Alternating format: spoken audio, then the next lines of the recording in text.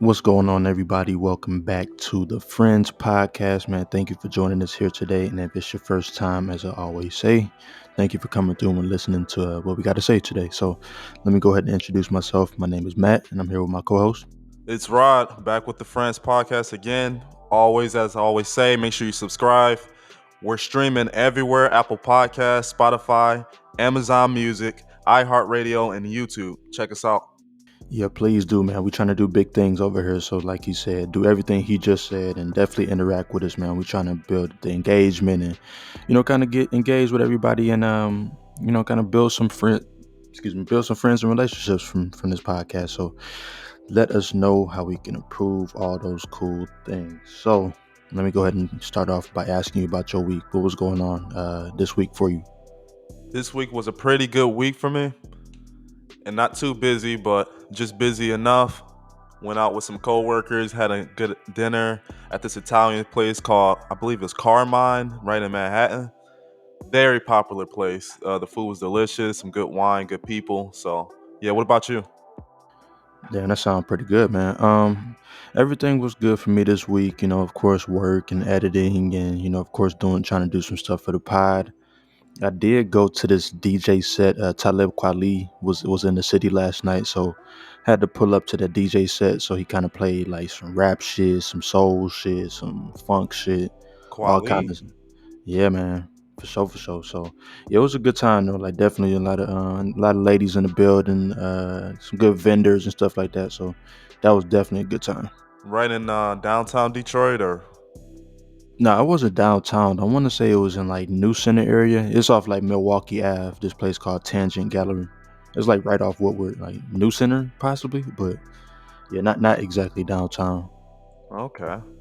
One thing that I really like about Tyler Kuali is consistency. He definitely drops a lot of music, but that's interesting that he had a DJ set, and that's what he's doing with his career and kind of making moves, still playing music, and get to have like a different kind of vibe going on. Yeah, you're totally right though. Like his music output is crazy. He also has a podcast too called The People's Party that I like a lot. So he does that, and I think he's been DJing for like a couple years and whatnot. He was pretty good though. Like his transfers in the songs was good. Like he sounded like he knew what he was doing. And I want to say I don't know if he was using the turntables, but who uses those these days anyway? Yeah, I mean, other than that, I mean, Kuali and that Kanye interview. Ooh, like at the drink chance when Kanye was like, "Man, I just don't fuck with Tyler Quali's music." All right, you don't have to. And I'm just feel like, man, like he got so much music, and I was looking at his the documentary, hmm and literally Tyler Quali was one of the first people that Kanye like he put Kanye on stage, like one of the first artists to actually do Right, that. exactly. So it's just surprising that like he would go back and turn his back on someone who did something like that. That kind of jumpstarted his career when everybody was looking at him as a producer instead of a rapper. So hmm That's crazy though. Like it always be your own niggas though, but I feel like they probably been beefed out for like some years over just their views and stuff like that. But oh yeah.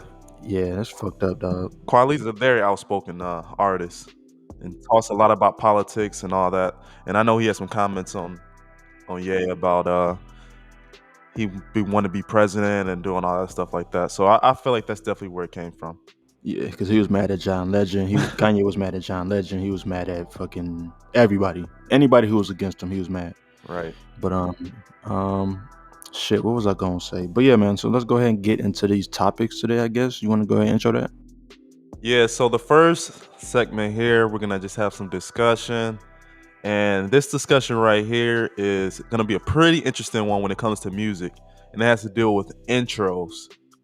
What are some of the best intros on the album? And I got this like twirling my fingers a little bit and like brainstorming. hmm And I was like, man, of course, like everyone knows the Meek Mill "Dreams and Nightmares" when they think of an intro, like in this day and age in our generation. Yeah. That's probably one of the top intros.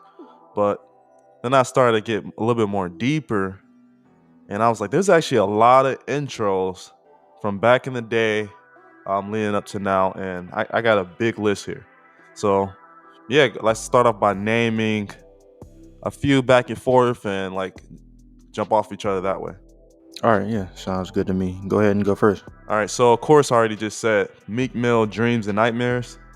So when that came out, it was ridiculous. Like I remember being in college and like when that song like Dog, jump on, like the whole party, the floor just starts rocking. everybody, bro. Like every single body in the whole crowd just starts yelling.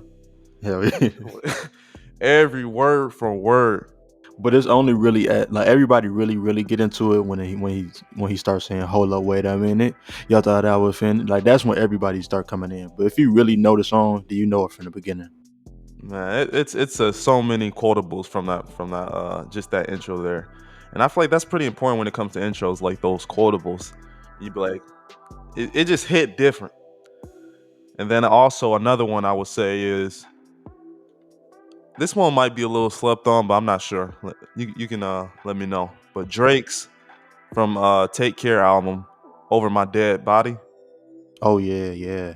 That intro there was probably one of the top intros that Drake ever put out ever.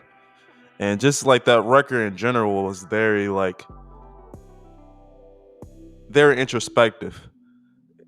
And it also kind of led on to I feel like it was a great starter for the rest of the album and kind of laid it out perfectly. Nah, I agree, cause that's my favorite Drake album. So yeah, of course I fuck with that intro. That one and Tuscan Leather. So that Tuscan Leather was from shit that the Blue album, where it was he was like Yep. looking at the clouds. But yeah, that intro, like you said, it set up the album so perfectly. It sounded like real different too. Like that sample that they used was Yeah. like real. It's kind of eerie a little bit. But yeah, I definitely fuck with Over My Dead Body. You know a sample they used there? I honestly don't know, but I'm gonna look it up though. Go ahead. Well, actually, I'm gonna name one and I'm gonna look it up. So for my intros, I want to start off with like one of my favorites, just all time, like forever. Like when I remember when I first heard this shit like years ago, that Jay-Z intro from the Rock La Familia album. It's just something about that shit. It's just it's vivid. Like Rod said, it's so important to set up the album. Like people just be doing some bullshit sometimes and just kind of throwing us one of their songs as an intro. But I feel like the point of the intro, like Rod said, is set the album up. And I think that the intro from Rock La Familia, oh my god, it did just that. I actually like I was looking at this list of some of the best intros, and that came up, and I went back and listened to it, but I feel like it didn't hit me like what you're saying when I like was first listening to it. I didn't get the same feeling. Maybe because it's like an old record, or I don't know. Yeah, because that came out in like 2000. The album was from 2000, but yeah, I don't know. That just since I've heard it so long ago, like now we got new music and shit like that. But since I heard it way back then, not back in 2000, but when I was doing my research probably like 10, 15 years ago, it just hit me back then. Yeah, I see like how it started off. It's like your gangster not defined by how long your jeans fall below your waist. Mm. See, he was talking that shit back then, trying to make people switch up their wardrobe and all that type of shit. But That's him when he was wearing the suit on the cover. yeah, no, nope, not that album. That's the album where it's like black and white, and he's like, or is he? I think the suit one is Blueprint, if I'm not mistaken. Oh, okay. No, this is when he's on with the rock with Yeah, the with the bandana on the front. bandana. Okay. Hell yeah, yep. And the second song is really good too. Change the Game with Beanie and Memphis. I know that shit word for word. Like that's my shit. But Oh yeah, and he's all the records with Beanie and Jay Z. Those were yeah, yeah, those were this fire. can't be life. Man, I still listen to It's On. I don't know if you remember that one, but like once again, It's On, like by Beanie. Like that's still my shit. I'm trying to find this sample for Over My Dead Body, but I cannot find this shit. Have you listened to any Beanie records recently? Like I feel like his voice is so much different now. Ever since I didn't he get shot or something? Yeah, I think he got shot. It's either he got shot or like he got some type of disease. But yeah, his like vocal cords is like totally transformed. I haven't heard no recent shit though. Have you? Yeah, he was on God Don't Make Mistakes. And Lock Low, like Ah, he had a great verse on there from Conway the Machine's album there. Okay, okay. But it's just like his voice is it's just like very raspy and it's just not super clear at times. But it's like it definitely for that type of record he was perfect on it. Cause that's the kind of grimy feel that Conway is like known for. Like when it comes to that grimy rap, and you think of Mhm. today, like it's so reminiscent from back in the day and what Beanie used to do. Man, yeah, cause he was. I ain't gonna say he was one of the pioneers, but yeah, he was definitely doing that same type of shit like 20 years ago, Yeah. going stupid. He was really. I feel like he was really a lyricist too. I think the first time Beanie was on a record was on the Roots album.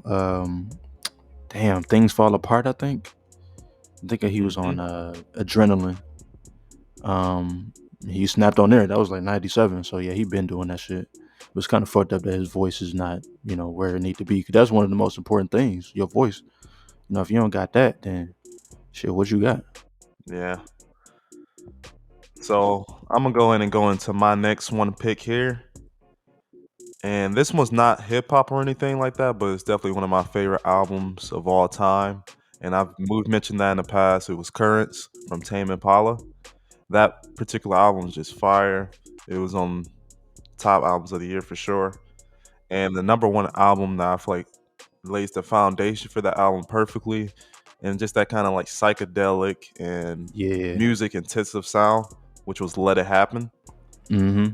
And it's a super long track, but it's like you listen to it and then you kind of just melt into the beat. Yeah. I think it's mostly instrumental too. Like I think a lot Yes, of sir. the last part is like a instrumental, which is dope.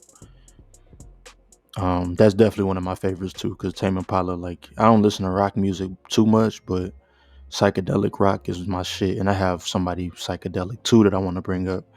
One of the pioneers, really, of psychedelic rock, which is Jimi Hendrix. The Purple Haze introduction track off of Jimi Hendrix's first album is a great intro, man. What album was that? Was that the Jimi Hendrix experience? It was his first album. I can't remember. And I'm about to look it up, but I can't remember like the name specifically. But I'm about to tell you in a second. It was. I want to say it was the one that was like purple and yellow. Um, Damn, I can't even find it right now. But yeah, it's that intro is crazy. Yeah, I feel like that's the It's Jimi Hendrix experience. no, it's Are You Experienced? Oh, okay. Yeah, Man, 1967. yeah, Really the pioneer for sure. yeah, man. He definitely one of those. No, I'm tripping. It's not a. No, it is. It is. It is. Yeah, it's Are You Experienced? Yeah. So yeah, he definitely one of the pioneers of that shit, and you can even hear like how it transformed from like Jimi Hendrix and then like Parliament Funkadelic. They was doing psychedelic shit, and then now you got 2010s. White dude from Australia is doing like psychedelic shit. So it's kind of crazy how music transformed like that. Yeah, what's another one that you got? Let's see, what else do I have on here? Of course, I have Dreams and Nightmares as well. We already talked about that. I want to also talk about Kendrick Lamar. And now Kendrick got a couple of intros that I really fuck with. Not none of like, but my favorite one that I'll say is Wesley's Theory from To Pimp a Butterfly. I think that like even when the way it comes in and it fades in with every nigger is a star. I just think that's interesting to put that at the very top of your album, like with the hard ER. Like that was just very interesting. Because of course all kinds of people is gonna hear this and they're gonna hear that like that striking, Yeah, it was a sample. yeah, it was. Yeah, so that was real interesting. I really like that Wesley's Theory, and it sounds, of course, I think George Clinton was on there too. Speaking of Funkadelic Parliament. Yeah. So yeah, shout out to Kendrick and that Wesley's Theory. I'm kind of gonna lead more into one of the people we were talking about earlier was Kanye West. I think he has some of the best intros when it comes to albums, Oh yeah, and one of the recent ones I could say, "The Life of Pablo," and the track was "Ultra Light Beam." We don't want no devils in the house. Like when he had that little girl was screaming it, and that kind of just set that up perfect. And for a gospel album, and then how it just went into the beat. And That was not no gospel album. yeah, I mean, I guess after this album, like it kind of led to his gospel albums, and Yeah, I feel like it led up to like the current Kanye we see now. Like that's kind of how I feel like right. Ultralight Beam. Like if that song was like on any other album, like even his most recent album, like it would fit perfectly. For sure. And this album like also set up an artist that became huge at the time just for like his run, which was Chance the Rapper, because he had a standout verse here. Like he put Chance the Rapper on the map. And I mean, he even got his first Grammy, coming off of like an independent, supposedly independent album. And like every like that verse was just. I wish we see more of this kind of Chance like after that. Like, but he put his all in this one right here. It was really, really good. Yeah, it's like where's Chance? Like what we talked about in one of our past episodes. The funny thing about that is he actually just dropped a song like a couple days ago, or maybe two songs. I Who? didn't hear it yet though. Chance the Rapper. Oh, he did. Yeah, I ain't hear it yet though, but it's definitely some. I want to say the title was something like God related, so he's still on his religious shit. Yeah, with his family and yeah. I mean, I guess I'm gonna check that out, but I haven't heard anyone really talking about it or his music really making waves anywhere out there. The big day. So, Not yet. but yeah, I mean this particular intro here was fire. So another one from Kanye. Good morning. Oh yeah, Good morning was from the album Graduation, Graduation. which is Yeah, one of Kanye's West's most known, most sold albums. It might be his most sold album. maybe because that's the one with Stronger. Yeah, this one, yeah, for sure. Has like I feel like mostly every song on this album is probably known, Hmm. and just the way that it even comes in. Good morning, like that's, and then wake up, Mr. West, and I think he even had a comedian that came in and like was doing the voices in the beginning. Yeah, D. Ray Davis. Yeah, DeRay Davis. Like, Shout out Chicago. man, it like this album was like a. If you haven't listened to this one, I know you probably have heard. Like, you got to go back and check this particular intro out. Yeah, that's one. I think that's either that one's my favorite Kanye intro or "Say You Will" from 808s and Heartbreaks. That one is hard, and even the one from Yeezus is hard too, though. On site.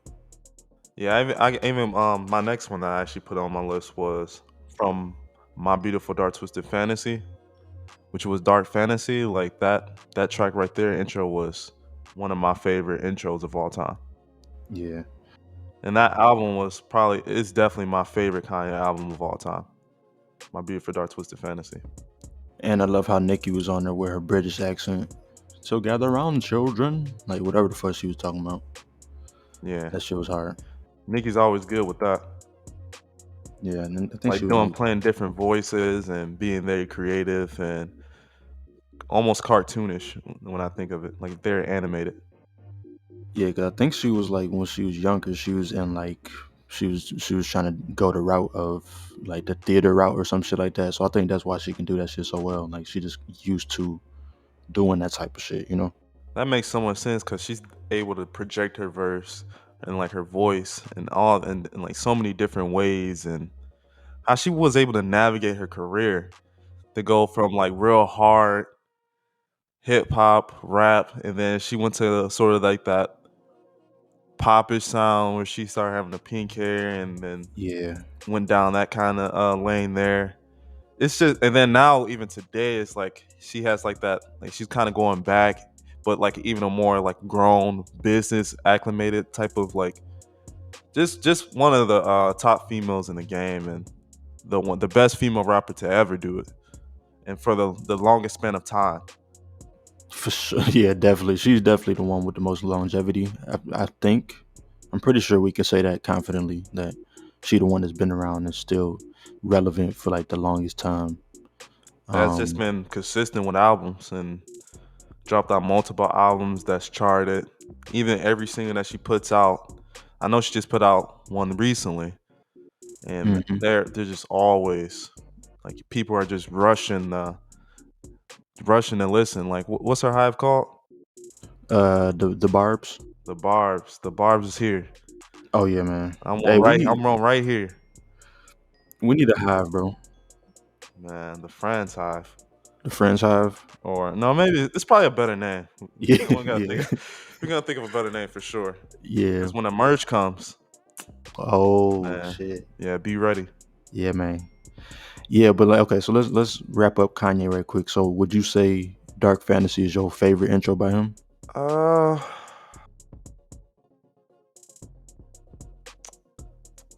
I don't know if I necessarily say if that's my top one, but I feel like it's pretty hard. But maybe it might be Good Morning for me. Yeah, I'm thinking it's Good Morning. I used to have that as my alarm clock. It was just perfect because it's called Good Morning, and it just sound like the morning should sound. I don't know what it is about that song, but like it's just good. It's just really good. Yeah, it almost kind of like he's kind of like beatboxing in the morning, like boom boom, like the way the beat just like hits. Yeah, yeah, yeah, yeah. I'm trying to look. So, uh, his first album was an intro with like a talking intro. His second album was what was it? Late Registration was um Wake Up Me. Also another talking intro. And just kind of like to put a disclaimer, so we didn't really count the ones where like they talk on the intro. We talking about like the very first song they jump off with a song. So Yeah, because I feel like that's a if you have like your first track on your album as just talking, which a lot of the past albums like they had that. Like I would have put 50 Cent album where, but the first track he talks, mhm. and then the next track, which was I think "What's Up, Gangster," Yeah, what up, gangster? Yep. like that was definitely gonna go on my list. But I was like, he did technically talk on the first track, and that's kind of like an intro to me. Yeah, yeah. Yo, I hate to disqualify it, but yeah, if we talk about intros, it got to be we hopping straight into a song, off top. Yeah, exactly. Like the song sets the tone, not the skit. Yeah, I mean, some of the skits be good though. That's the thing, but maybe we got to do an episode on skits, like our favorite album skits one day too. But let me get into my next one. So we talked about Meek, we talked about Jay-Z, talked about Kendrick. I want to go ahead and talk about one of my favorite, probably my favorite Tribe intro, a Tribe Called Quest, which is Excursions from Low End Theory, which is funny because that show I went to, that DJ set from Talib Kweli, he definitely played Excursions at some point last night. So, but yeah, that's probably my favorite. I will say that's not my favorite Tribe album. Midnight Marauders is, but Yeah, that's my Midnight Mirage favorite. is my favorite for sure. Yeah, I love that one. But this is my favorite Tribe intro because I think Midnight Marauders. I want to say the first song was like we just said, a talking intro, if I'm not mistaken. But definitely shout out to Tribe with Excursions. Yeah, Tribe definitely be talking in the beginning, and they have like little skits and stuff. Hmm. Speaking of Tribe, Fife just released the album. R.I.P. to Fife Dog. But he just released the album. I didn't hear it yet, but definitely gonna check that out. I haven't been listening to no new music like at all, but Rest um, in peace. yeah, rest in peace to Fife though. So shout out Tribe, shout out Q-Tip, Ali, all them. Yeah, so this one is probably one of the most prolific artists of hip hop, rap, just music in general. Hmm. And this one was from the Carter 3 by Lil Wayne, 3-peat. This track right here, like this was my favorite album from Lil Wayne, was the Yeah, Carter 3. And this particular track sets the mood of the album perfectly. 3P. I don't even know how to really like this album here. I mean, he goes into I mean, it's just 3P. It was the Carter 1, the Carter 2, the Carter 3. He has different personas. It's Mr. Carter, it's Wayne, it's Lil Wayne. F is for fantastic or whatever, like fucking like baby. Like this guy right here is definitely one of the top musicians to ever like step foot on planet Earth. And he Man, is an for real. alien. An alien for sure. Like that man is crazy. But you know what's the interesting thing though? Well, I don't know if it's interesting or not, but I really don't. I feel like everybody loved Carter Three. I don't really like Carter Three like that. Like I'm not a Lil Wayne album person personally, but I don't know. I don't feel the same way about Carter Three. I feel like everybody else does. Like it's good, but I feel like he got so many better mixtapes to me. Yeah, that's the thing. He does have like a lot of great mixtapes. But when I feel like when it comes to album wise and like the most complete album, I feel like that this was like the most complete from start to finish, and it like blew him up into like a different stratosphere where it was like million albums sold first week. Like it was ridiculous. And then like the way he jumped on his record, he said, "I might go crazy on these niggas. I don't give a motherfuck. Run up in a nigga house and shoot his grandmother up." Like, I was like, "Oh, that's how we starting this off." Like, look, like he said some really wild shit. Like actually, like to really start. Like, yeah, if I was to keep going, man, he said, "Get your baby kidnapped and your baby motherfucker." Like, the Lil Wayne is. Oh my god, dog. Like that was probably one of uh, the hardest bars, like to start off an album. It was just like, what? What? but that's funny though, because that's what we said though. Like, it got to catch your ear just off top, and like that's the perfect way to do it. You got to engage the listeners like from jump, and that's what Lil Wayne is so good at. And he always throwing up his hood too. Holly Grove. Hmm. Oh, definitely. Yeah, he never gonna not do that for sure. But speaking of Lil Wayne, so I want to take it to the mixtape Lil Wayne though. So some of my favorite intros by Wayne, mixtape wise, definitely, of course, No Ceiling, Swag Surf. Like, of course, like at that time, Swag Surf, like I feel like Swag Surf kind of transformed into like being huge, huge now. But like back then, I feel like it was big too. Like back when he dropped this shit. So when Lil Wayne hopped on the Swag Surf beat, like that shit was It man. became his beat. It really was like honestly, Like I but didn't want to listen to the original anymore. yeah, at that time, nah. But like now the original is just like a iconic song at this point. They played at graduations. Yeah, graduations, games. Like, of course, you could probably hear that shit at like a battle of the bands type shit. You know, like it's just the song transcended like the artist at this point. But so Swag Surf, and of course, I'm gonna put Get 'Em from Dedication 2, which I'm a fan of Dedication 1 over 2, but I fuck with this intro, Get 'Em. Just a good way to open the album once again. I remember when on the past albums, like I almost like when I had to go back, I was thinking of like the Carter too, and how he had like the fly in and then the fly Yeah, out. yeah, But then when I went back and looked at the tracks, I was like, oh, he had the mob right in front of fly in. And I was like, oh, because I was like, oh, that would have definitely went there.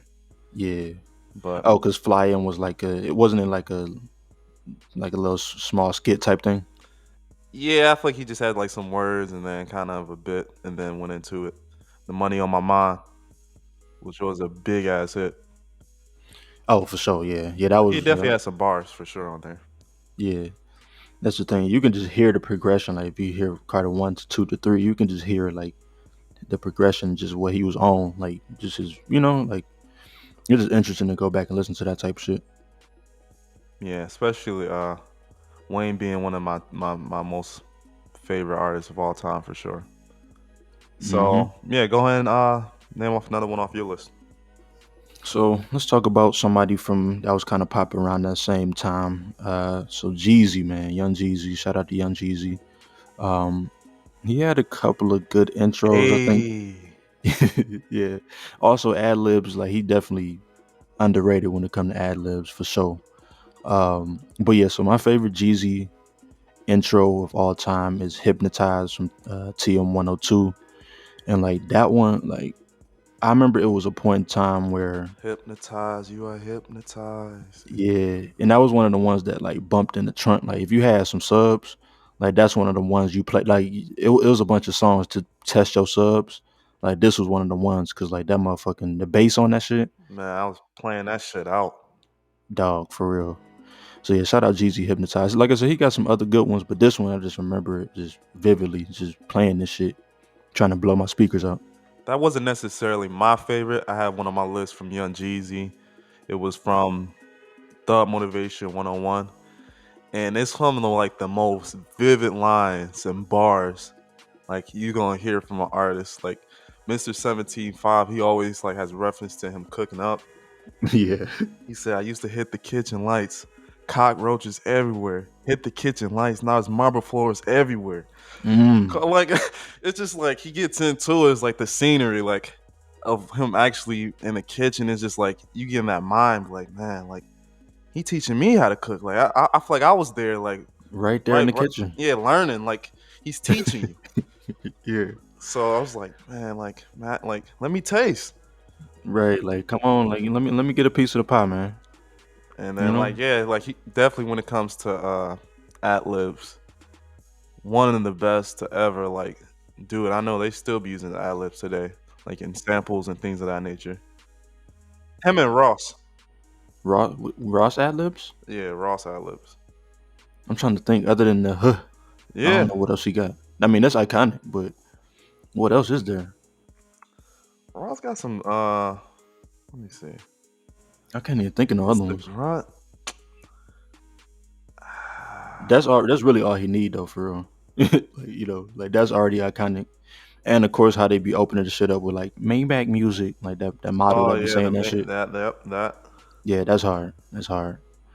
Yeah, man. Shout out to Jeezy for that shit though. Let me go ahead and go into my next one. So one of my favorite intros of all time, man. Bankroll Fresh Danny DeVito, and this was on his album right before he died. Like he just came in this bitch and like started rapping like straight off the top and just snapped on this shit.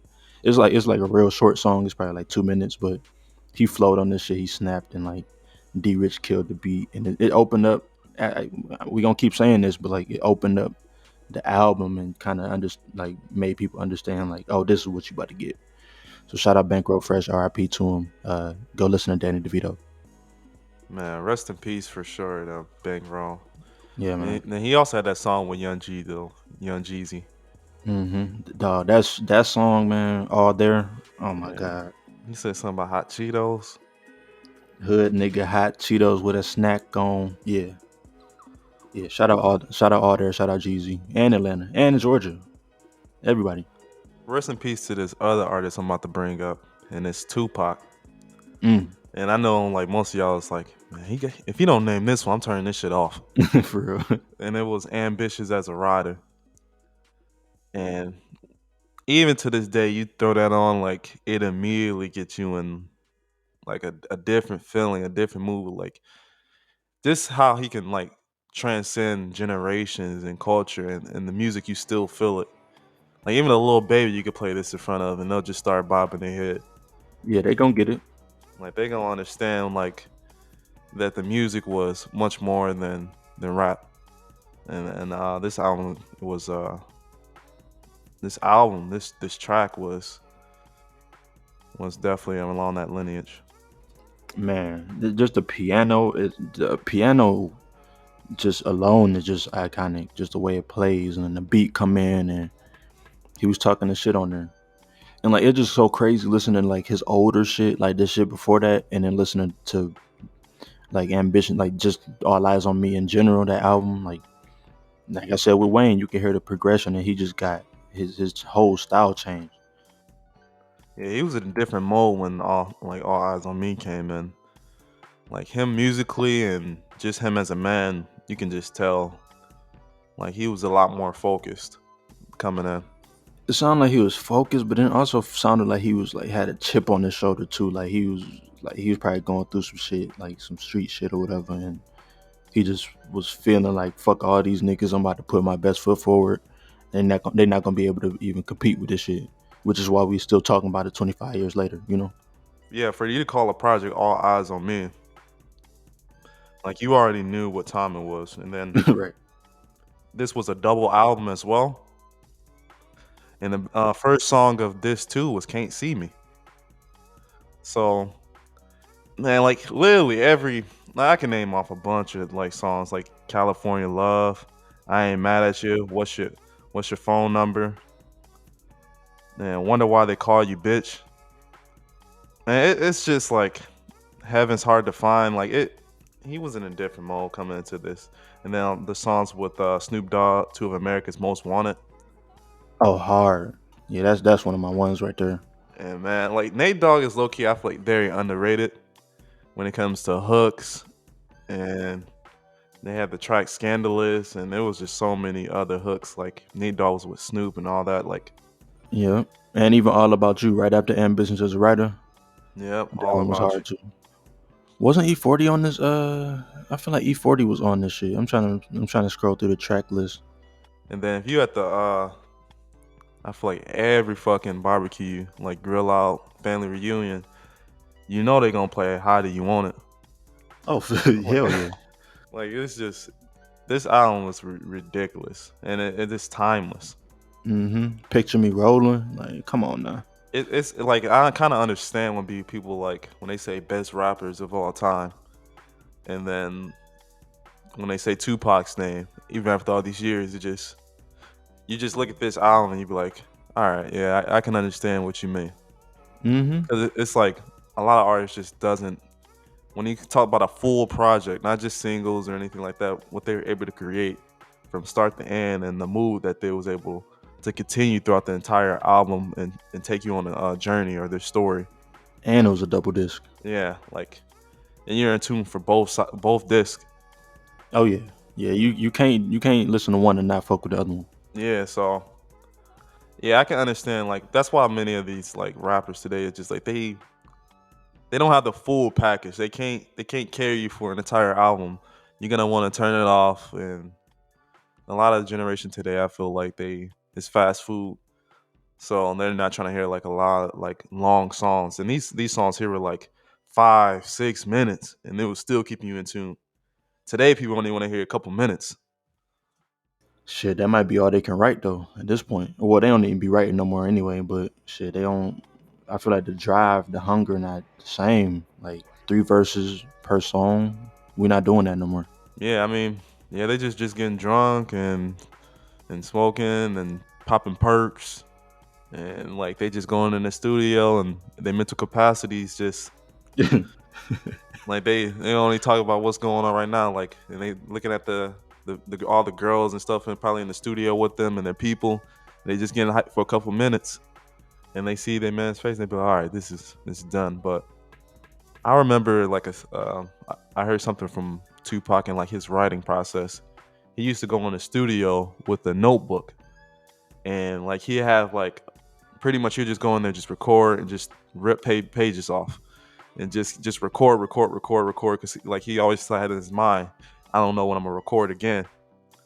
So yeah, it's just a different way of recording and getting your words out there.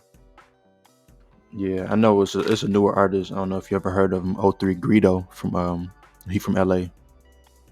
Um, he kind of had this kind of had a similar thing. He was recording crazy, but the only reason he was doing that is because he was about to go into jail. So he was trying to get all his shit put on wax so he could have shit to drop from jail.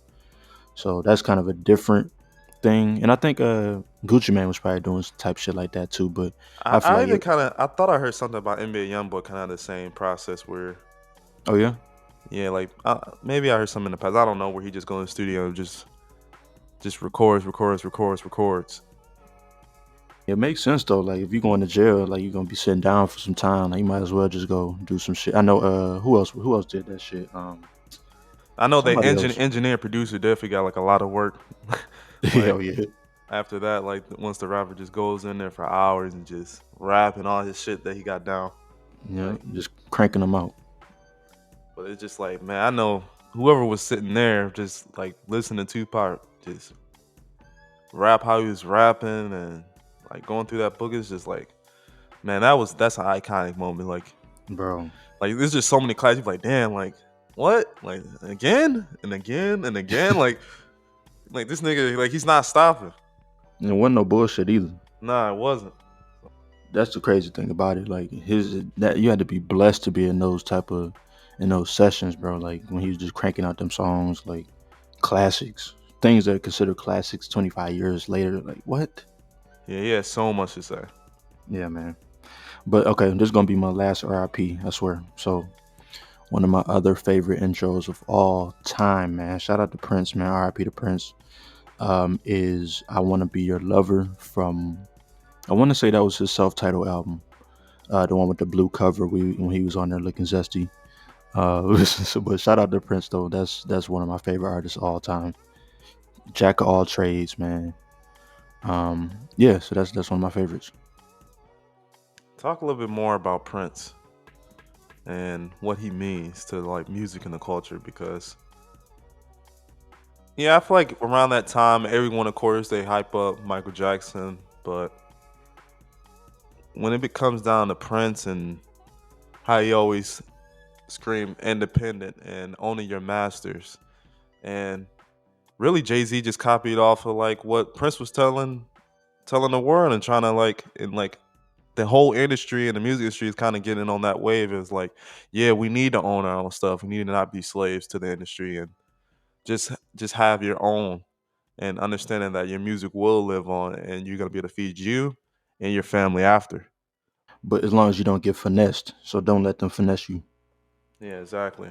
Yeah, so that's really what Prince represented to me. And I remember I saw a clip recently where he was on an award show, like accepting an award, and he was talking that same shit, like in front of all them execs and everybody that was in the crowd. Like he was telling the artist, like, you know, you know, you know, like you're the product, like you, you know, like you have the leverage.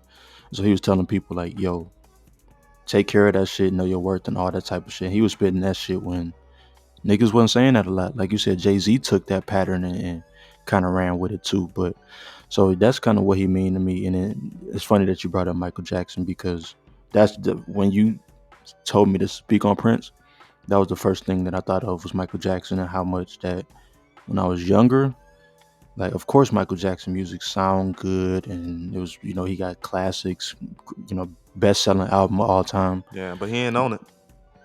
He didn't own it and then he didn't write it. He didn't play no instruments, you know what I mean? So like, but Prince was doing all that. He was playing the guitar, he was writing song arrangements, all that. And of course Michael was doing something, you know, but a lot of his hits was Quincy Jones was there and you know Jimmy Jam and Terry Lewis was probably doing some stuff, you know, late 80s and stuff like that. So that's why I'm just It was definitely his voice, his music, his dancing, his like star appeal.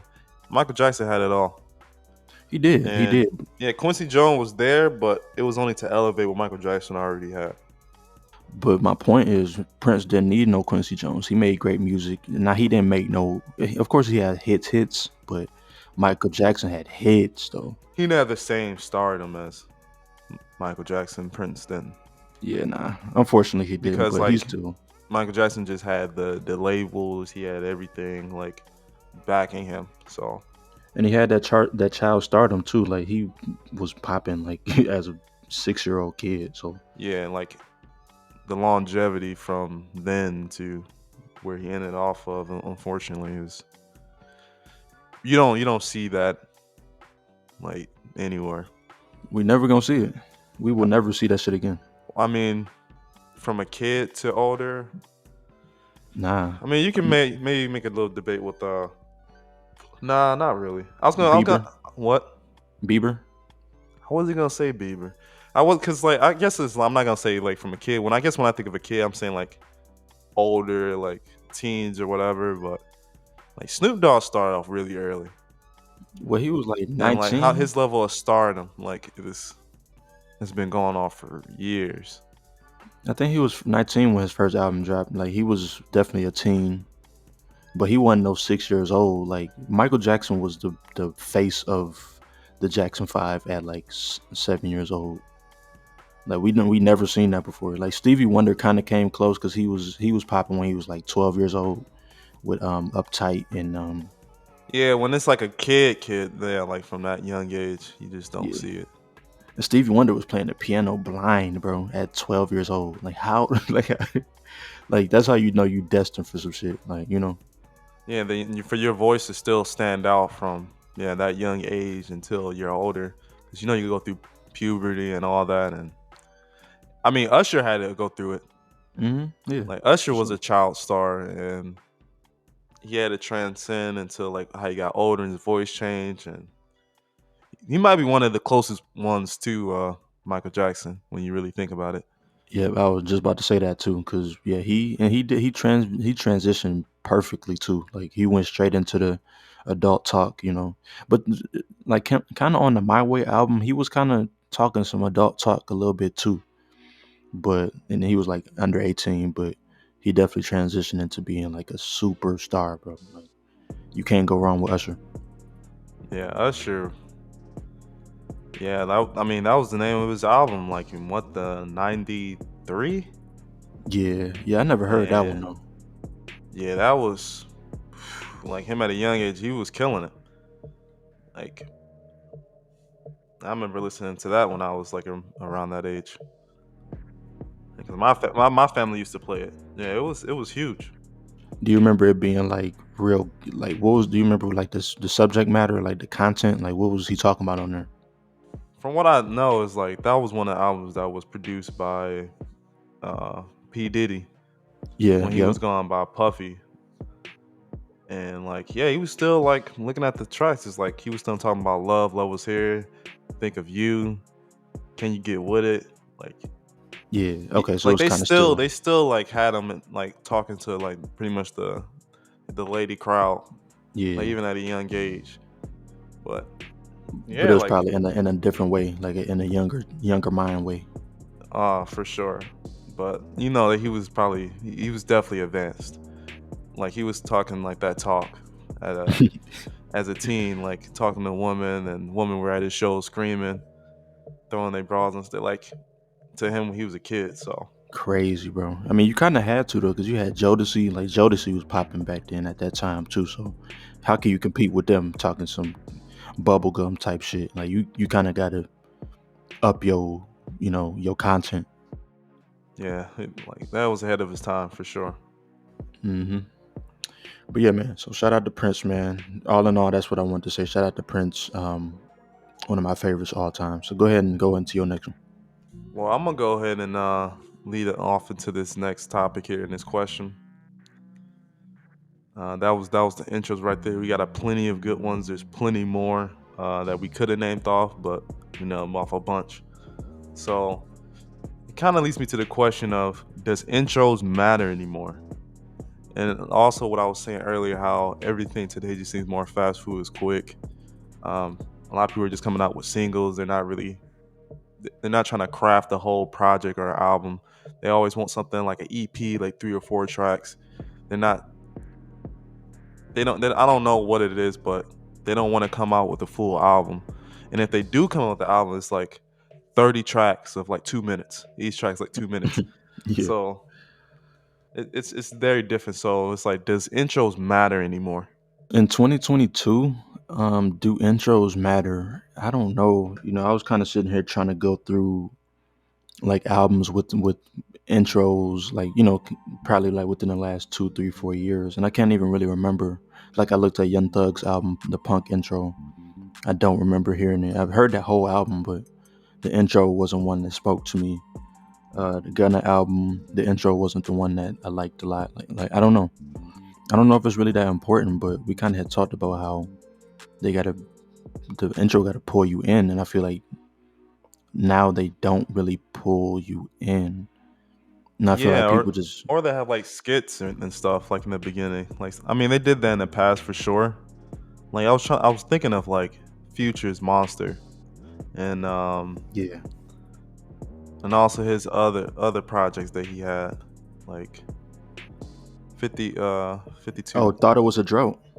Oh, yeah, that was a good one though. Yeah, so important. But that was Um, like 2015, wasn't it? yeah, that was a little while ago. And then, but some of also the newer artists, like how the baby, like he gets right into it, like right into the song and the music. It doesn't really. I don't think it necessarily sets up the album in particular, but I mean the energy maybe. But it doesn't go into like the task of just talking about the whole project and what's to be expected. to be expected and get you engaged into like the whole meaning of the album. It's just a album full of singles, and I feel like a lot of artists today they just want like an album full of singles. Yeah, Like pretty much. when I think of like Cardi B, like I saw some recent posts like all her songs became like platinum, like an only album to do that, which is a great feat for Cardi B. That's what's up. For sure. But yeah, it was just like it was an album full of singles. Like it wasn't necessarily a project from start to end, or in my opinion. But So maybe it's just not as important anymore because I feel like maybe the motives change. Like people not trying to make. I'm not saying they're not trying to make good albums, but to them a good album isn't great intro, story between, and then a great outro. Like maybe that's just not what it is. Maybe it's like you said, just singles. A bunch of songs that sound good that could chart, that yeah, could be played on the radio. So maybe the intro is not that important anymore. yeah, it seems like they just want to make money. Like most rappers today, they're just in it for the check. It's not really for the art. So I mean, some artists, of course, they still take the beginning to the end. Like Kendrick Lamar is one of those people. Like he sets you up Yeah. every time. Like the album, like it was even the album like Damn, where you could play it from the first track, like 4, or you play it backwards. Right. Yeah. And like you could tell like how much energy and time he puts into it. And it's like even something like To Pimp a Butterfly where it's like a story. So or like yeah, every project he puts out really is Yeah. it's a whole story. It's thought out from beginning to end, and it's a project. And I mean, I feel like that's the real difference between like some of the greats and the people who just do okay. Like when I think of J. Cole, like in some of the projects he put out, Hmm. I don't think he necessarily does this well when it comes to intros and stuff like that. I think I agree with you on that. I do like from Friday Night Lights, Too Deep for the intro, where he used the Erykah Badu sample. Like that was good. I mean, that was the second track. That was the second track. Yeah, he had an intro, and then which was Oh, like a talking, talking and intro. yeah, and then it kind of went to Oh, Too Deep for the intro. oh, that makes sense. It's called Too Deep for the intro. Okay, yeah, all right. But that should have been the intro, like, because that's his whole thing is being like deep and reflective. It's like why not let that be? It seems like it's just politics to it or something like that, or maybe just not good at picking the first song, or like Born Sinner. I mean, he did have Illuminati was the first track. um, I don't remember that one. I'm sure I'll remember if I heard it, but I think you might be kind of right. I don't think he kind of hits the mark on his intros as much as he should. Yeah, I'm just Um, thinking of like some of the more top name artists right now.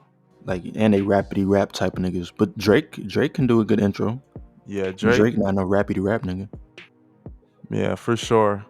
But like when it comes to projects, normally Drake tries to when it's something that he sits down to do, like he tries to have a complete project where he has like the songs where he sings, he raps, and it's like it's a story like of his life and what's going on.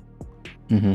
Yeah. And when you think of an artist today that really raps about like their life and it's just become really successful, how much money it's made, it's like it's really unrealistic for the subject matter that Drake talks about. You Because think he so? really is just talking about him. But I feel like it's surprising that it's so relatable to people, his Right, because lifestyle. everybody don't live that. Yeah, exactly. But he's a quotable, relatable artist, but his lifestyle really hasn't reflected very relatable to a lot of people. Which is so interesting though, because they probably will never understand what his life is. Like that man got too much money. Yeah, and You know what I he mean? started off as a child actor, and he never really got into that shit for real. Like, I mean, he got into like the family aspect of it, about how his relationship with his father and his mother and stuff like that, which is Yeah. probably as much as we really got into like how his acting career and like how he was kind of growing up.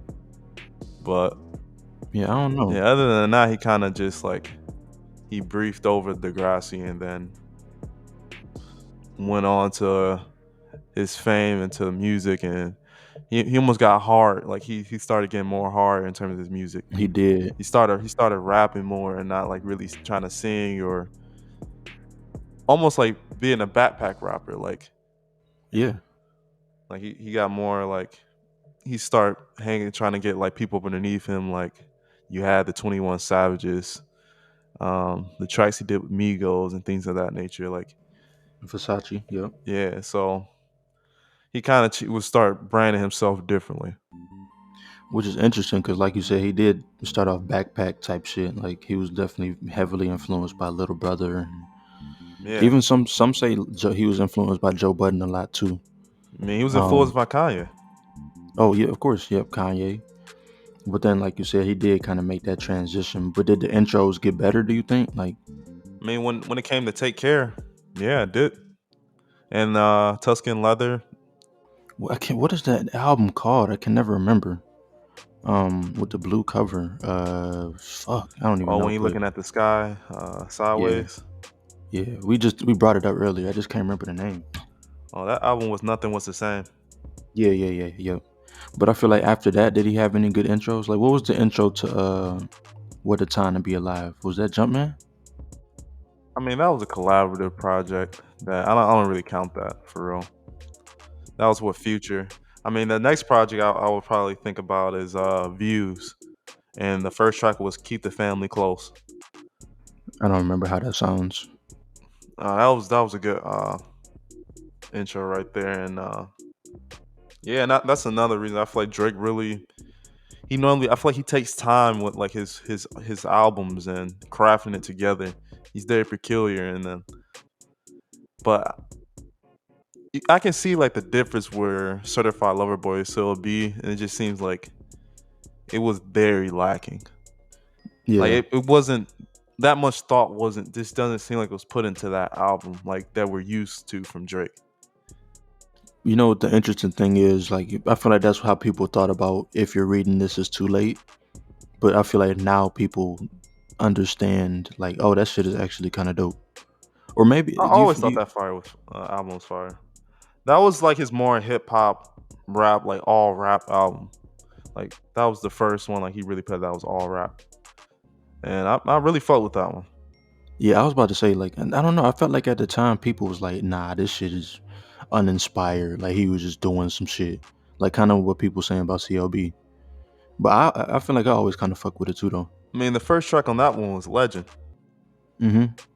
which was a great track.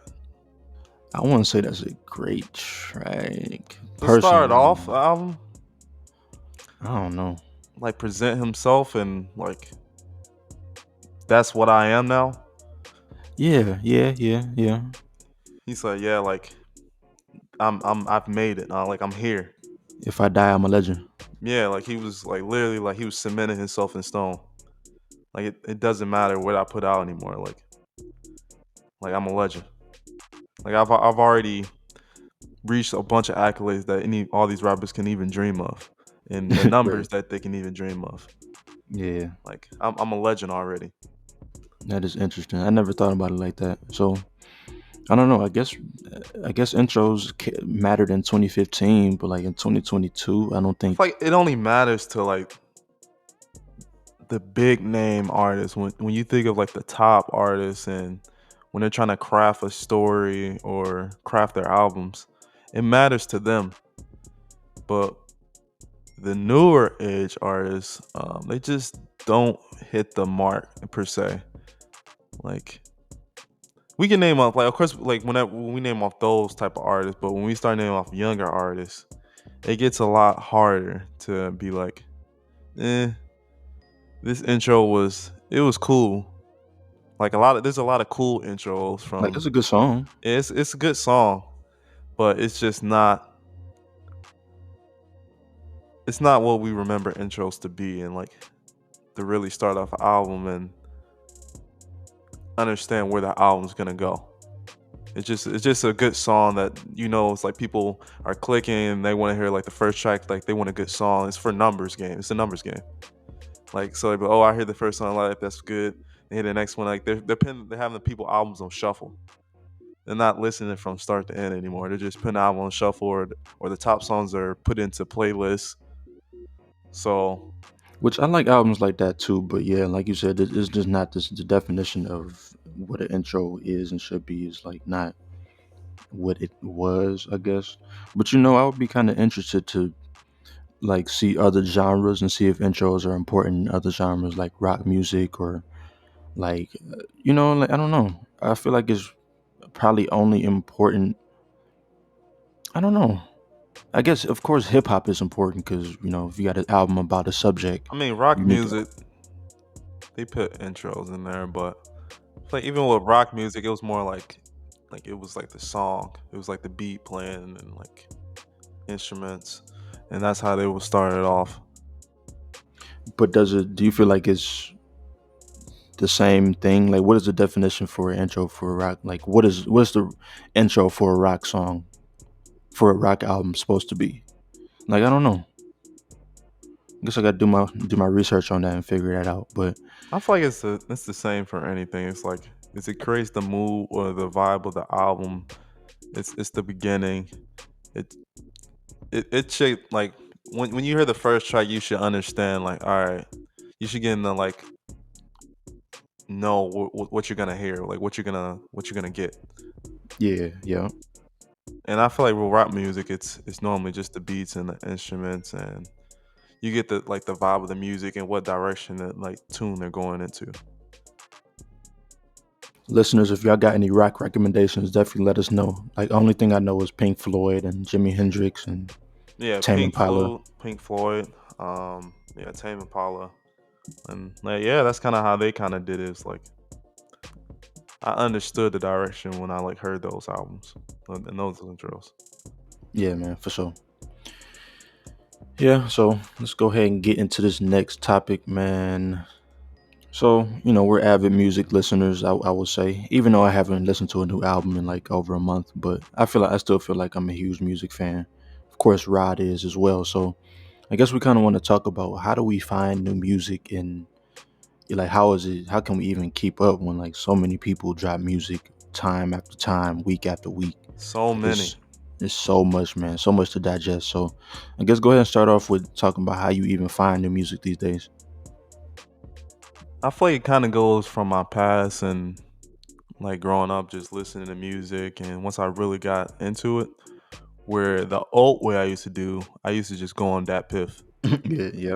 and I would just scroll like some of the top mixtapes, and I would just find artists that way, and then I would just kind of just shuffle through their music, and not even really shuffle through the music, but like when I say that, I just be like I'm shuffling through their album. So I listen to one album, and then I start going back on their catalog, and then checking out some of their past albums if I like the first one.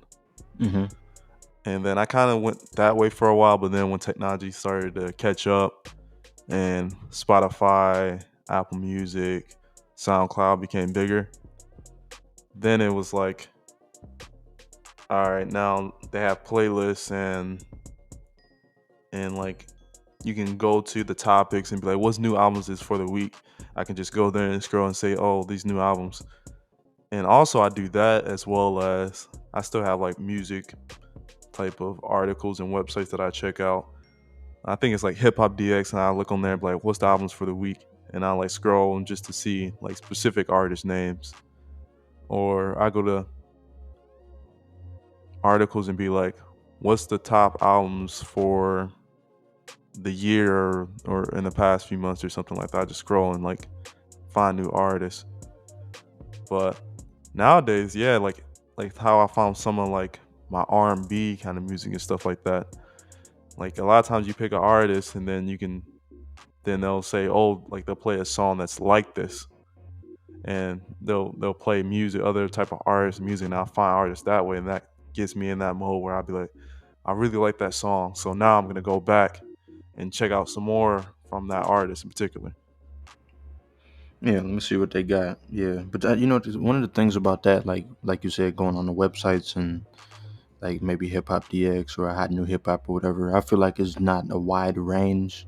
Like they probably only put somebody that's either like really popular in like industry or they'll put somebody like a sleeper who is going to come up. Like they don't have like any of the in between artists. So for me, I get on Reddit. So Reddit, hip hop heads, the subreddit, they literally will post any like so many different types of rap. So you'll have like the popping niggas, you got the underground niggas, and then they'll put like new album by, blah blah blah, new mixtape by.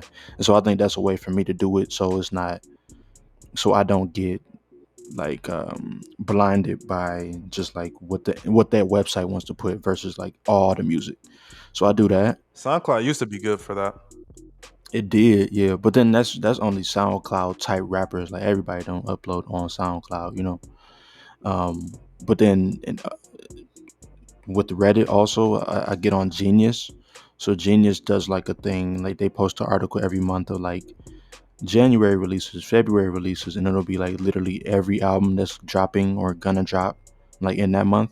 And so it's like it's no genre specific, so it's like everybody. So if I want to see what's dropping like that month, I just go to Genius and see like, oh, March 25th is gonna be, what I'm saying, like blah blah blah is dropping. So that's pretty much how I keep up with music. And I haven't been keeping up lately, but when I do, that's what I'm gonna do. Yeah, it's normally those quiet times where I'll really start looking if, but normally it's so much music from artists that's coming out like that I know all the time that it's never really a time where I have to really go searching.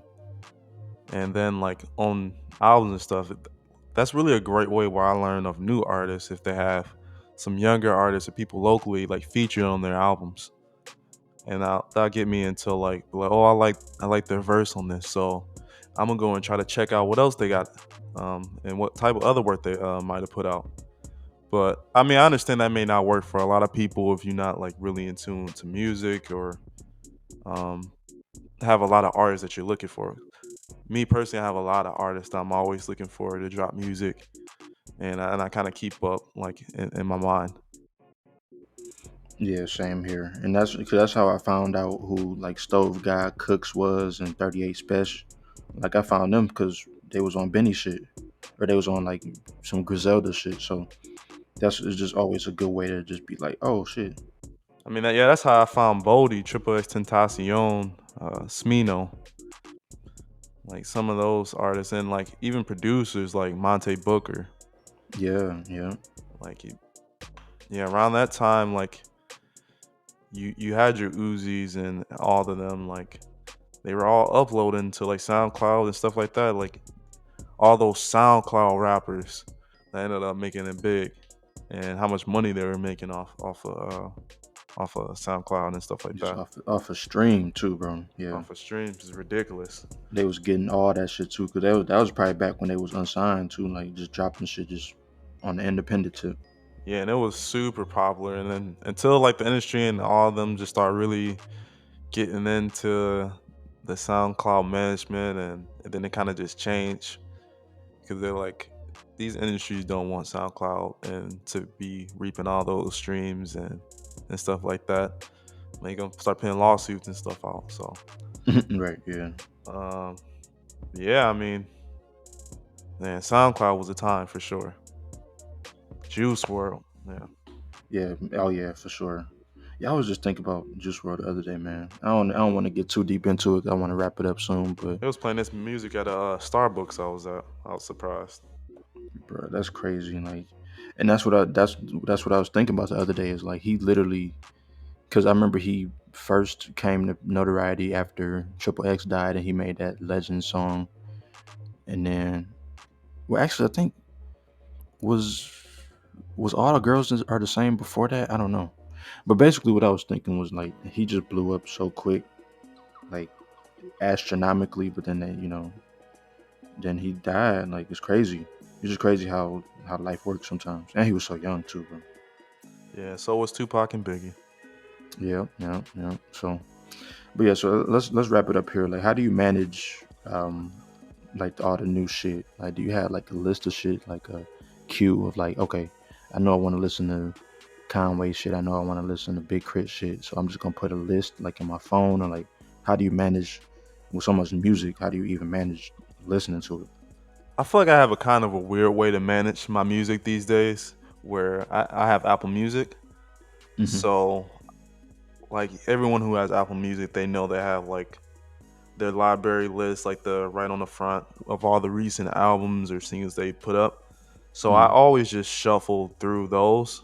So I'm always kind of like in my like the top 20 or 30 albums or singles like I download. I'm just like having those on repeat until like and I keep downloading like stuff. So it's like stuff will phase out from the past and then with new stuff. So I'm always kind of just shuffling through those albums. Okay. Oh, that's interesting. So that you said like they just kind of put it on the front page. Yeah, when you download something, it's just on you recently added. Like I'm only on like your first 30, 40 albums or whatever. It's on my recently added. So I'm just shuffling through those. Like right now I got of course the Buddy album, the Lucky Day, the 42 Duh ESTG, the new single, The Shiners, Tana Talk, uh, Head High, but that new single by Joey Badass was pretty fire. Then some new artists that I found like on social media. That's another way that you can figure out some new artists and social media music pages and stuff like that. I found this one dude called Big X the Plug, and it kind of led me down like his music, and I was like, oh, this dude's actually kind of dope. And I'm kind of waiting to see like what a full project or EP or whatever he got coming. So yeah, I mean that's other ways.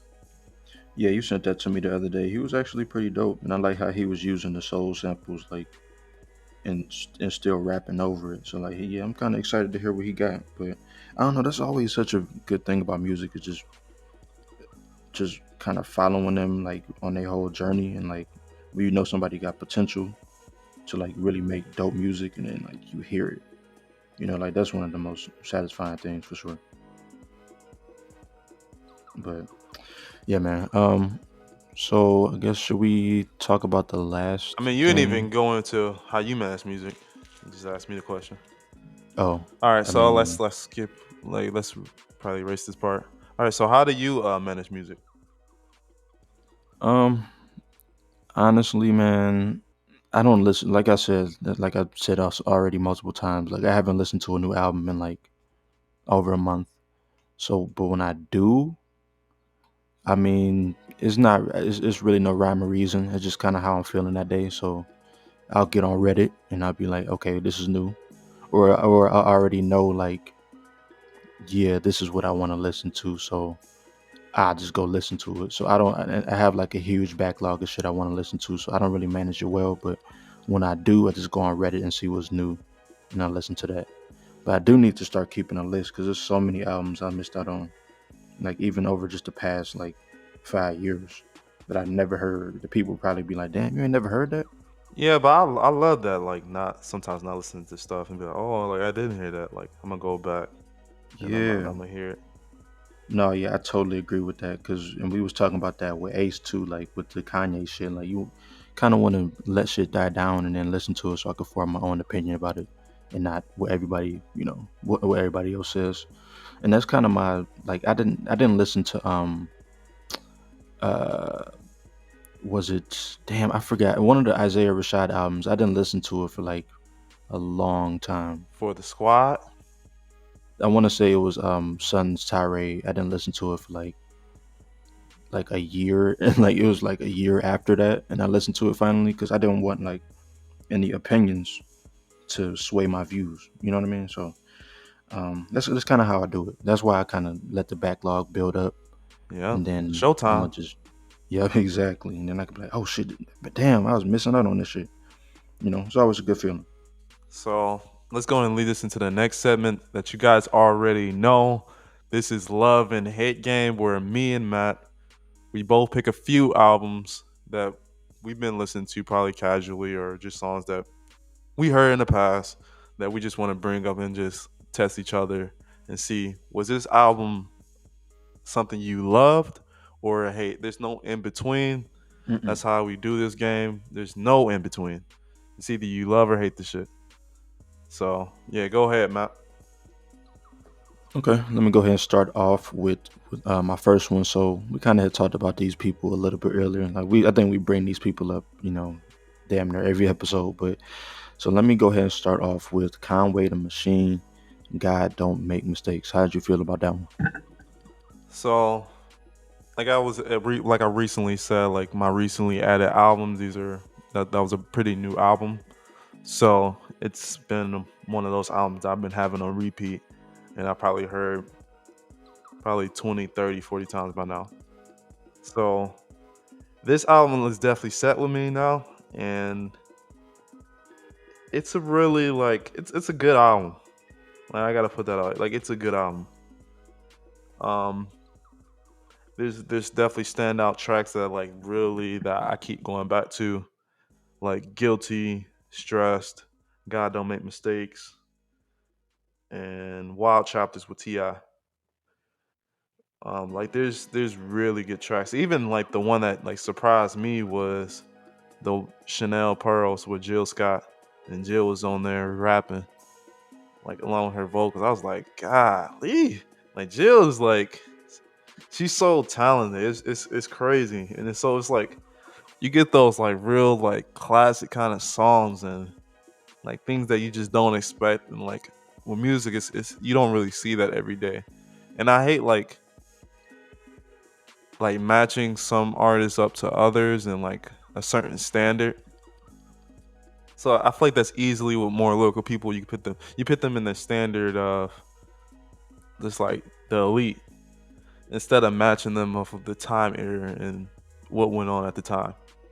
And I feel like that's a big difference. But I feel like this one's definitely I'm gonna put out there and say I love, because it was a brush of fresh air when I listened to this album. It was so much about him and his introspective, like more than just like coke bars or being on the street like that. It was actually like this nigga said like I hate looking at myself in the mirror and I be crying sometimes. And that shit make him stressed, and like he get real deep and like how his kids and stuff has baby mama and stuff like really like letting him see his kid, and like she got beef, and it's like even though he's famous, like so it's deep like in a sense. So I like if you gotta really just go check this album out. God don't make mistakes. Yeah, sounds pretty introspective. I still gotta check that one out. Yeah, go ahead with your first one. This one is probably from a little while ago. This is one from Ty Dolla $ign, and it was Free TC. Free TC. Um, I think off top I want to say hate, just because I don't remember. I don't think I like every song on here. I'm looking at the deluxe right now. Um, That's the thing. It was a I don't know. I'm gonna let you go ahead. okay. Let me see. Let me look at the track list, the original track list. Honestly, yeah, I don't love this album. I gotta say hate, but I do really, and I always still go back to the intro song. Okay. We just talking about intros. This is one of my favorite intros too. The LA with Kendrick and Brandy and James Fauntleroy. Like so many of my favorite artists of all time. I love that intro. I love Straight Up with Jagged Edge. Other than that, shit, I don't really fuck with a lot. I think Sitting Pretty with Wiz was cool. Um, I mean, there Horses was in the some good Stable, tracks on here. I mean, it was Miracle, Miracle. I um, don't remember Miracle. Was that the one where he Finale. was Miracle to do with the where it was the one where he was from jail? Yeah, that's his brother. Yeah, yeah, with TC. Yeah. Nah, but I don't love this album though. I gotta say hate. I do love, really, really love some of the songs on here, but as a whole, nah, I can't fuck with it. Okay, that's fair. So let me get into my next joint. So let's keep it Griselda. So Tana Talk 4 by Benny the Butcher. How you feeling about that one? Again, I feel like this is one of those other albums where I'm comparing it to what people release today, and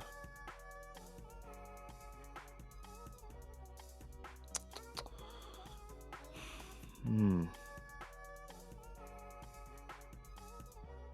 You having a tough time with that one, yeah, because it's like I really don't want to say I hate this album, huh? but there is like that song with J. Cole, that Johnny P's Caddy. I hate that song. I don't Um, understand why. I understand, but I don't understand. But there's some really good tracks on here. And when I think of like Tenor Talk 3 and like how much I love that album, and then I listen to this, it's really great. Like it's a really great album for sure. Yeah, I guess I'm gonna have to go with Hate. Solely because of that one song. Nah, I feel like I'm matching this up to Tenor Talk 3 and then some of like the hits on that album. It's like, yeah, I really do. I do definitely like this album. I've listened to this album plenty of times. Like, I really like Thoreau's Revenge. I like the song with West Side Gun, Guerrero. Weekends and the Perrys, which like had a standout Bodie James verse. 10 More Commandments. I didn't really care for Diddy's ad libs on this. Mm. Um, yeah, it just wasn't on topic. And you just talking about some like real estate. Real estate is like this man's talking about coke sales. Right, that's two different things. Yeah, but how you so wise? He's like, nigga Benny coming in. Are you serious? Like it just be like it's just it was a weird track. Like it is dope that he kind of I ain't gonna say passed the torch, but it's good. That's cool that he was on the original. Well, was he on? I don't know if Diddy was on 10 Crack Commandments by Biggie, but it's kind of cool that he was kind of saluted Benny like that. I mean, there's not many rappers who can really talk on what that game was really like unless you really lived it. And yeah, that's true. Benny's one of those artists who can't talk on it. So allegedly, I mean, he went to jail and stuff. So nah, I'm just for a saying. few years. So I mean, like, yeah. So I mean, it's just solidified. Yeah. And his name was in the news. So I'm just saying allegedly, so we don't get jammed up. Like you was talking about this. No, it's already public knowledge. He put it out. Oh, okay. Yeah, shit. That's him. His music, shit. It's all in his music. So you got to say Hate though, just because of that one song. Nah, I went into some other songs that like I didn't completely love, like the one with Diddy and stuff like that. Like, oh yeah, you did say that. Yeah, I mean it's cool. It's a cool project. Yeah, but like you said, compared to Tenor Talk 3, like man, I don't know. But you know how it is. Sometimes it be that effect where it's just like the first thing that you hear from this person is always gonna be the dopest thing you ever hear from them. I don't know, because that's how I feel about Tenor Talk 3, because that was the first one, and I just really fucked with it. But like everything after that, it just doesn't seem like it measured up to Tenor Talk 3. See, that's the thing. I don't believe that at all. I really like the Benny the Butcher project, Burden the Proof, his album that he had with Hit Boy. And there was a lot of tracks. Like I love that album. It was good. It just I don't know. Tenor Talk 3 just sounded different. Like the beats on there, like I mean, it's supposed to because that was his street rap, but Burden Proof was more Hit Boy and more today's type of beats and him rapping on. So it wasn't.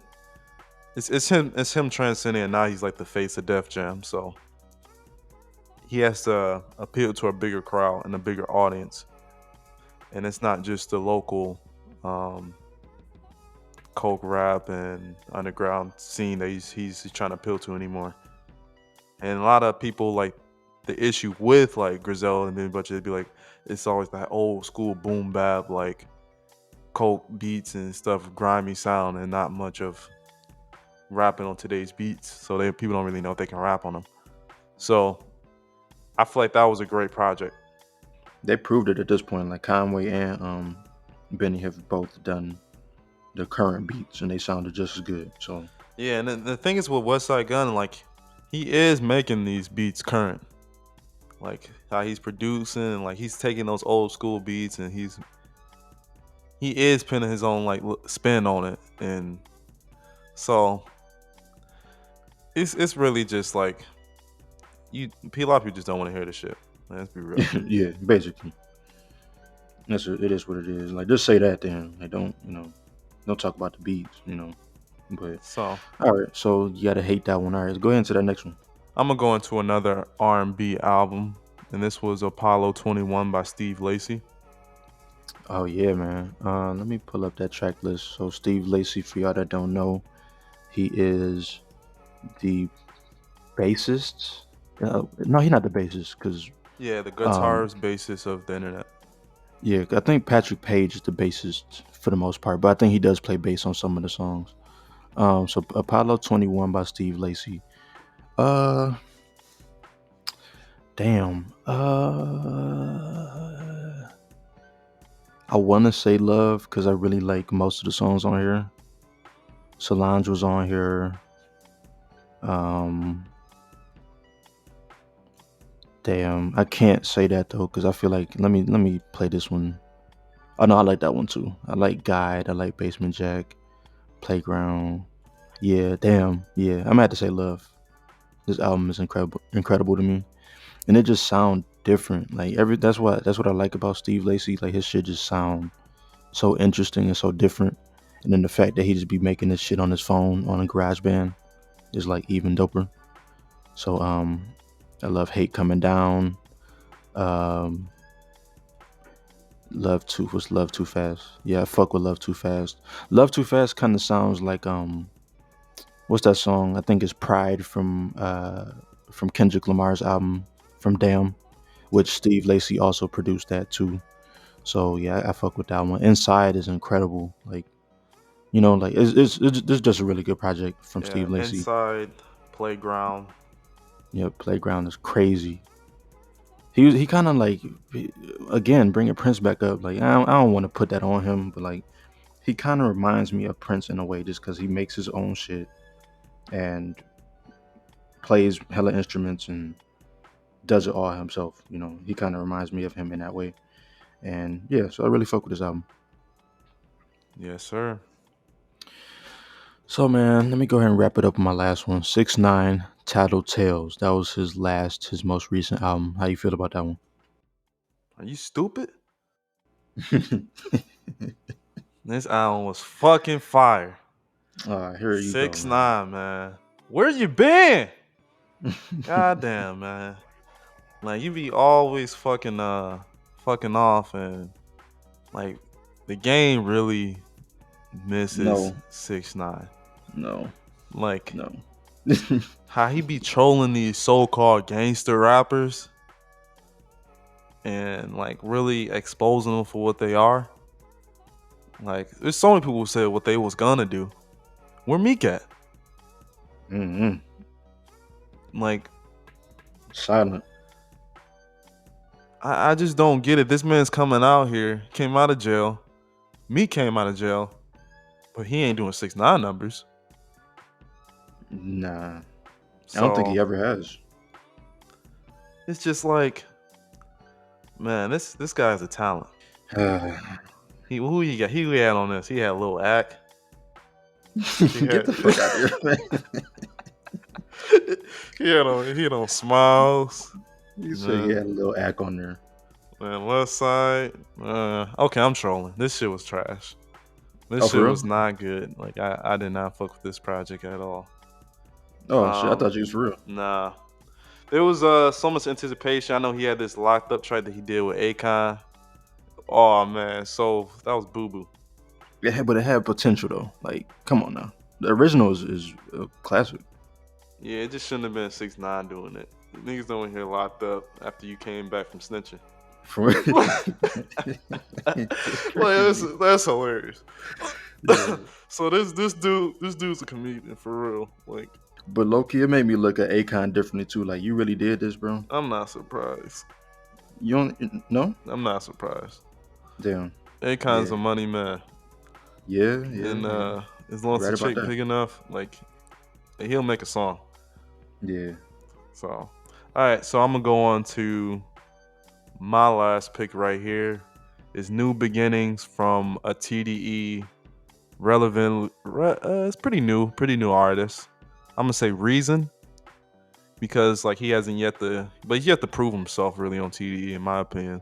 Yeah. Like he's been in some features, he has some projects and stuff like that, but no big noise or anything like that. Like in my opinion, he's still pretty local.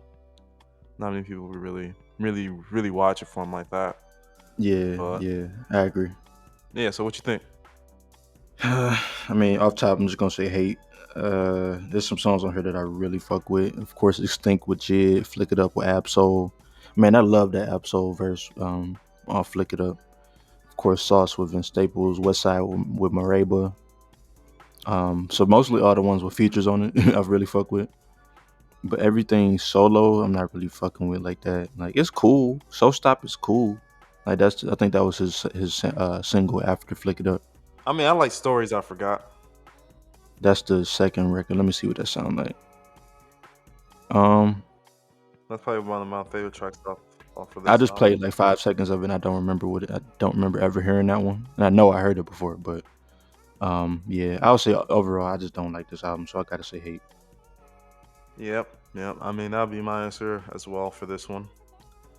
Yeah, like you said, But he still got to prove himself in this shit. Like he's dope at rapping. Like of course he can rap, but like yeah, that's the thing. It's like it's good rap. It's good rap songs. It's cool. yeah, Um, yeah, that's the thing. Is just like his generation of rap is like who you compare him to, like, and then saying it's trash or what you love or hate. It's like yeah, that's hard because like who he's obviously like I ain't gonna say top tier, but like he can rap. yeah, and tell like stories and get a little bit deep, but Yeah, it's just really do you give a fuck? Like, right. That's what it comes down to. yeah, and it's just be like I don't give a fuck about your Yeah, stories, yeah, and yeah, it you didn't connect them with me, and I'd rather turn up to some drill music in New York. Like where the 5 at? So and Pop Smoke. You know him and Nicki just released a single. Him and Fabio or Nicki and I Fabio. didn't So hear it yet, but I'm definitely going to. yeah, I me either, but I'm sure it's gonna be fire. Even though I don't really fuck with Fabio like that. I think he's kind of basic. I fuck with Nicki, so that's why I'm listening to Yeah, it. yeah. You're clearly a barb. Okay, it's okay. I think we're all barbs here. Shout out Nicki. So let's go ahead and outro this episode. And again, this is the Friends Podcast. Make sure you subscribe to our Instagram, our YouTube.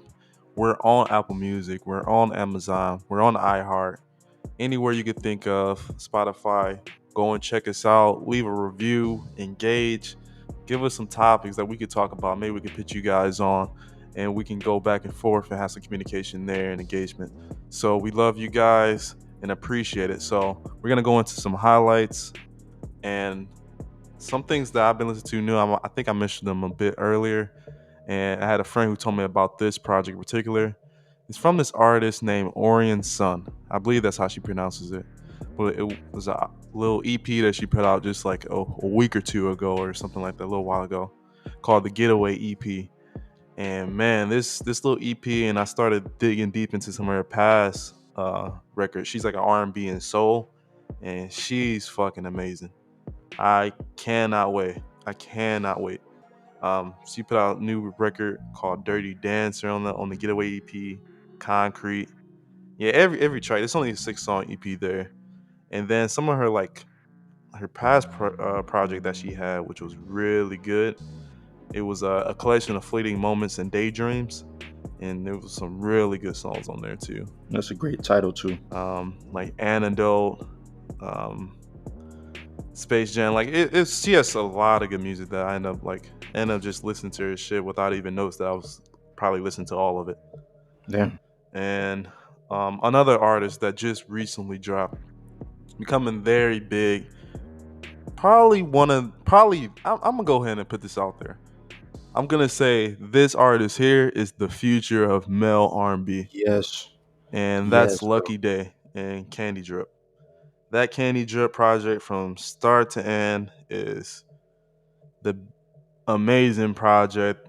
It's gonna be probably a classic. It's very reminiscent of like when I think of Frank Ocean when he put out some of his projects in the beginning of his career. And like, yeah, I'm really loving this track, this album.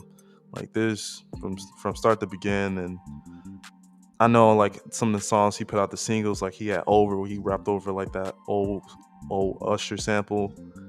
And then he had a song like God Body with Smino. And then he even got on with some rappers with NWA with Lil Durk, which all surprisingly I fuck with that then. but just the R&B soul songs in this is just even better. So shout out to Lucky Day. For sure. It's funny that you mentioned Frank Ocean because they both from New Orleans too. Both R&B singers from New Orleans, so that's interesting. So I'm gonna keep it R&B too, man. So I got two singles that I wanna highlight. One is like brand new. Joyce Rice and K Tronada, man. They got a new song. Damn, I don't forgot the title though. Let me see. What's that damn K song called? Tronada for sure, one of my favorites. Yeah, man, that man is crazy. I don't even. I just want to understand how his brain works and how he be producing the shit. So check out Iced Tea by Joyce Rice. That's Joyce Rice, WRICE. Produced by K Tronada. Man, it's so fucking dope, bro. Like it's such a vibe. Like his beats are a vibe, and she can sing her ass off. So she's super dope. And then also let me shout out India Shawn, man. India Shawn has been dope for like a long ass time. So she's an R&B singer. I want to say she's from Atlanta, and she got a song with Black, who's also from Atlanta, called "Not Too Deep." And I just been playing that shit over and over again, really since it came out. But it just kind of resurfaced for me, kind of recently. So shout out India Shawn and Black, "Not Too Deep," and Iced Tea by Joyce Rice and K Tronada. Check them out, Definitely download the Iced Tea right now. Anything K Tronada drop, automatic download. bro. You gonna fuck with that shit too. That shit is it's such a vibe, man. I'm mad I missed his show out here in New York, and I couldn't make it because Bruh. of work. But Yeah, the man. next one for sure. Yeah, anytime you can go to a K Tronada show. Even though have I ever been to a K Tronada show? I don't know. We was gonna go in Canada, Oh yeah, we yeah, but was. Corona fucked all that up. So Bro, like that shit would have been so dope, bro. yeah, right in his hometown. Yep, exactly. Oh yeah, he is from there. Yep. So all right, but yeah, so that has been the Friends podcast, man. Just as Rod said, go ahead and check us out every damn where. Interact with us and all those Subscribe, things. Yep, subscribe. That's the main thing. Subscribe, man. We trying to, engage. you know, yeah, man, engage, man. We trying to do big things over here at the Friends Podcast. So make sure you guys are Say rocking with hey, us. Yeah, something shit. Put a period or something. Something. so Let us we know so you we listen. know, you know. Yeah, man. So yeah, we're gonna go ahead and get up out of here. So thank you for listening and peace out. Peace.